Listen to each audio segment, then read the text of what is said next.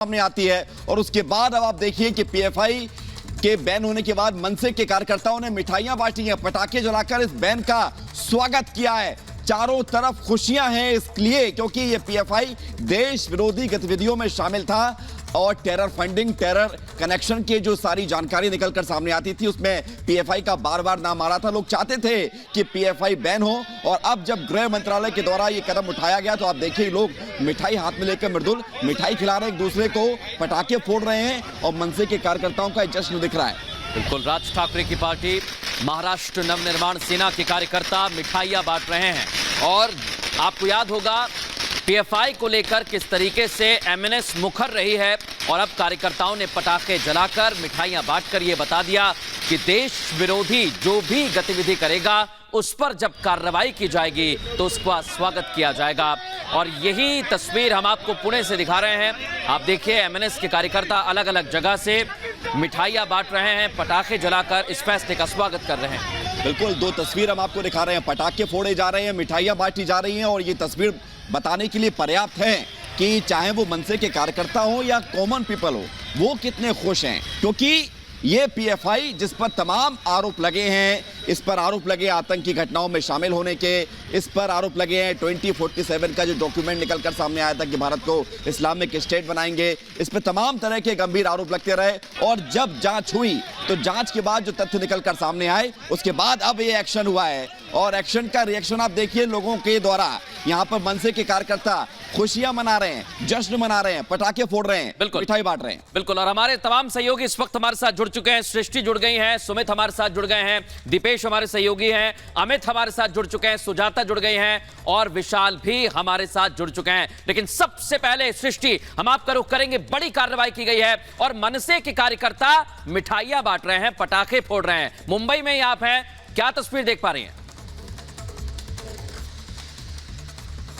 बिल्कुल, देखिए अब मृदुल, जिस तरीके की तस्वीर अभी हमने दिखाई कि मनसे के तमाम कार्यकर्ता जो है राज ठाकरे की पार्टी है और राज ठाकरे हमेशा से ही कई बार पीएफआई को लेकर वो अपनी बयानबाजी, अपने मुखरता बहुत अच्छे से सामने रखते रहे हैं। और अगर हम कुल महाराष्ट्र की बात करें तो कल की कार्रवाई में 45 से ज्यादा जो पीएफआई के कार्यकर्ता रहे उनकी अरेस्टिंग की गई और आज जब बैन लगाया जाता है पीएफआई पर तो महाराष्ट्र के मुख्यमंत्री एकनाथ शिंदे सामने आते हैं और साफ तौर पर समर्थन करते हैं, खुशी जाहिर करते हैं और कहते हैं कि बैन लगना बहुत जरूरी था क्योंकि पीएफआई लगातार अपनी जड़ें मजबूत करता जा रहा था, उसकी जड़ों को काटना बहुत जरूरी था। इसी के साथ साथ नवी मुंबई में जो पीएफआई का दफ्तर था उसे सील कर दिया गया है। अब दफ्तरों को सील करने की कार्रवाई ये दूसरा बड़ा कदम है कि पहले बैन लगाया गया, उसके बाद इन्हीं दफ्तरों में तमाम जो पीएफआई के सदस्य हैं, कार्यकर्ता हैं, वो बैठा करते थे। बिल्कुल, अध्यक्ष बैठा करते थे। बिल्कुल, ये कार्रवाई हुई है तो अब उसको लेकर खुशी भी जाहिर की जा रही है। लौट रहे हैं सृष्टि आपके पास। इस बीच एक बड़ी खबर आ रही है, वो बताते हैं। महाराष्ट्र में ये कहना है डिप्टी सीएम देवेंद्र फडणवीस का, पीएफआई पर निगरानी करते रहे हैं और करते रहेंगे और कार्रवाई करेंगे। मृदुल, ये बताता है, ये जो बयान है ये बताता है कि अब पीएफआई, इसको बैन तो किया गया लेकिन अभी ये ऑपरेशन खत्म नहीं हुआ है, लगातार चलता रहेगा। केंद्र सरकार ने पीएफआई और उनके साथ साथ 6 और उनके फ्रंटल ऑर्गेनाइजेशंस को बैन करने के संदर्भ में अभी एक नोटिफिकेशन निकाला है। ये नोटिफिकेशन राज्यों को भी अधिकारिता देता है, राज्यों में इसकी कार्रवाई करनी है। इसकी कार्रवाई महाराष्ट्र में भी हम लोग करेंगे क्योंकि लगातार पिछले कई सालों से इस संदर्भ में सारे एविडेंसेस जमा किए जा रहे हैं, इनकी एक्टिविटीज पर नजर रखी जा रही है और विशेष रूप से केरल जैसे राज्य में सबसे पहले ये मांग उठी कि पीएफआई को बैन करना चाहिए। उसके बाद अलग अलग राज्यों में भी इन्होंने कार्रवाई शुरू की। ये विशेष रूप से जो माइनॉरिटीज है उसमें घुसकर वहां पर अनरेस्ट निर्माण करना, वहां पर इंडोक्ट्रिनेशन करना, लोगों का इंडोक्ट्रिनेशन करके लोगों के माइंड्स को पोल्यूट करना, इस प्रकार के काम ये करते हैं। सीधे हिंसा में भी इनका हाथ है।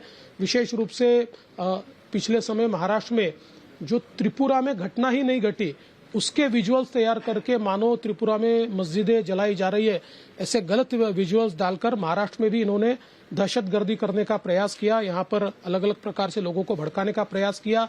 कई प्रकार के गैर कानूनी धंधों में भी इनका हाथ है। और ऐसे भी सबूत धीरे धीरे सामने आ रहे हैं कि इनके माध्यम से कुछ लोगों को टारगेट किया जा रहा था, कुछ लोग हिटलिस्ट पर रखे जा रहे थे। तो ऐसी कई चीजें इसमें है। विशेष रूप से इन्होंने फंडिंग की भी अपनी व्यवस्था की है, छोटे छोटे अकाउंट निकालकर उसके माध्यम से किसी के ध्यान में ना आए इस प्रकार से ये टेरर फंडिंग कर रहे थे। ऐसी कई चीजें बाहर आई है। तो ये सारी चीजों के ऊपर अब आने वाले दिनों में हम लोग कार्रवाई करेंगे। कोई भी व्यक्ति इस प्रकार की गतिविधियों में संलिप्त पाया जाएगा उसके खिलाफ कड़ी कार्रवाई होगी। भारत सरकार के इस सराहनीय कार्य का सूफी खानकाह एसोसिएशन स्वागत करता है। केंद्र सरकार द्वारा आतंकी गतिविधियों में शामिल होने के चलते पीएफआई पर लगाए गए 5 साल के बैन के एक्शन पर लोगों की प्रतिक्रिया भी सामने आ रही है। बीजेपी नेताओं ने सरकार के इस फैसले को देशहित में बताते हुए इसका स्वागत किया है। यूपी के उप मुख्यमंत्री ब्रजेश पाठक ने भी फैसले का स्वागत करते हुए कहा, पीएफआई की असामाजिक गतिविधियां लगातार जारी थी। उत्तर प्रदेश से देश में जिस ढंग से अमन चैन को डिस्टर्ब करने के लिए, कानून व्यवस्था को छिन्न भिन्न करने के लिए उनके कुत्सित प्रयास थे, उनको हम लोगों ने तोड़ दिया है। अब बिल्कुल भी किसी भी कोई गैर कानूनी गतिविधियों की इजाज़त नहीं है। कोई भी व्यक्ति इस प्रकार की गतिविधियों में संलिप्त पाया जाएगा उसके खिलाफ कड़ी कार्रवाई होगी। और लगातार हम निगरानी बढ़ाए हैं। सभी पुलिस अधीक्षकों को, डीएम्स को निर्देश दिए गए हैं कि लगातार सर्विलांस पे ऐसे लोगों को रखें, कोई भी गैर कानूनी गतिविधि में शामिल मिले उसे तत्काल जेल भेज दें। सरकार के इस फैसले का सूफी खानकाह एसोसिएशन के राष्ट्रीय अध्यक्ष कौसर हसन मजीदी ने भी स्वागत किया है और कहा है कि सरकार ने हमारी मांग मान ली है। चरमपंथी आतंकी संगठन पीएफआई यानी पॉपुलर फ्रंट ऑफ इंडिया, जिसे प्रतिबंधित कराने के लिए सूफी खानकाह एसोसिएशन पिछले कई सालों से अनवरत ज़मीनी स्तर पर संघर्ष कर रहा था। हमारे उस संघर्ष को और हमारी बातों को, तथ्यों को स्वीकार करते हुए भारत सरकार गृह मंत्रालय ने पीएफआई को 5 वर्षों के लिए प्रतिबंधित कर दिया है। भारत सरकार के इस सराहनीय कार्य का सूफी खानकाह एसोसिएशन स्वागत करता है। पिछले दिनों एनआईए, ईडी और राज्य की पुलिस ने पीएफआई और उससे जुड़े संगठनों पर ताबड़तोड़ छापेमारी की कार्रवाई की थी। इस दौरान पीएफआई से जुड़े लोगों को हिरासत में भी लिया गया। जांच एजेंसियों को पीएफआई के खिलाफ सबूत मिले, जिसके बाद पीएफआई पर बैन की कार्रवाई की गई। Bureau report, Republic Bharat. और हमारे तमाम सहयोगी इस वक्त हमारे साथ जुड़े हुए हैं। देवेंद्र फडणवीस ने जो कहा आपने सुना, इस पर बात करेंगे सुमित से, फिर बाकियों के पास भी जाएंगे। सुमित, क्या अपडेट है? देवेंद्र फडणवीस ने कह दिया कार्रवाई अब और सख्त करेंगे। देखिए मृदुल, इसका अंदेशा जो है उसी वक्त लग गया था जब यहां पर देवेंद्र फडणवीस और साथ ही साथ जो मुख्यमंत्री हैं एकनाथ शिंदे, उनकी तरफ से साफ तौर पर यह कहा गया था कि राज्य के अंदर किसी भी तरीके का अगर देश विरोधी कृत्य किया जाएगा, क्योंकि पीएफआई पर जब पहले ऑक्टोपस पार्ट 1 यानी कि 1.0 की शुरुआत हुई थी, उस वक्त पुणे के अंदर देश विरोधी नारे लगते हैं और उसी वक्त यह कह दिया गया था कि महाराष्ट्र के अंदर किसी भी देश विरोधी कृत्य को बिल्कुल भी बर्दाश्त नहीं किया जाएगा। और अभी कुछ देर पहले जिस तरीके से उप मुख्यमंत्री को हमने यहां पर सुना कि अब कहीं ना कहीं अब जो स्टेट्स हैं उनके पास भी अधिकार आ गया है। हालांकि तमाम चीजों को लेकर वो पहले से ही पूरी तरीके से फ्री थे कि अब वो इस तरह की कार्रवाई पर बिल्कुल, और इस तरह की कार्रवाई होने की उम्मीद की जा रही थी। हम रुक